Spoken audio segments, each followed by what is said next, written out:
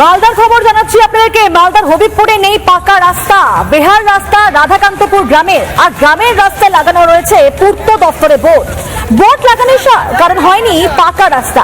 বর্ষায় কর্দমাক্ত রাস্তায় ঢোকে না টোটো, গাড়ি, এমনকি হাঁটার মতো অবস্থাও থাকে না সে রাস্তার। প্রশাসনকে বারবার জানিয়েছেন, কোনো সুরাহা হয়নি। ভোট বয়কট করলো, ফেরেনি রাস্তার হাল। ক্ষোভে ফুঁসছেন গ্রামবাসী, বিক্ষোভ দেখালেন সেখানকার মহিলারা। কি বলছেন স্থানীয়রা, কি ছবি তুলে ধরেছে না আমাদের প্রতিনিধি দীপঙ্কর, দেখাবো। এই যে দেখুন, পিডব্লিউডির বোর্ড বসানো হয়েছে। গত কয়েক বছর থেকে আমরা এই আন্দোলনটা করছি রাস্তা ব্রিজের জন্য, অথচ আমাদের রাস্তা হচ্ছে না। পঞ্চায়েত ভোটে, গ্রাম পঞ্চায়েত ভোটে আমরা ভোট বয়কট করেছি। লোকসভা ভোটের সময় এডিএম, তারপরে বিডিও, ব্লাডু সাহেবরা এসে আমাদের বললেন যে তোমরা ভোট দাও, আমরা তোমাদের রাস্তা করে দেব, অথচ কোনো রাস্তা হয়নি। ভোট চুরি করে নিয়ে গিয়ে আমাদেরকে মেরে বাড়ি ঘর ছাড়া করে দিল। পিডব্লিউডি বোর্ড অফিস থেকে বলে যে তোমাদের ওইখানে তো রাস্তা হয়ে গেছে, ওর জন্য আমরা বোর্ডটা বসিয়েছি।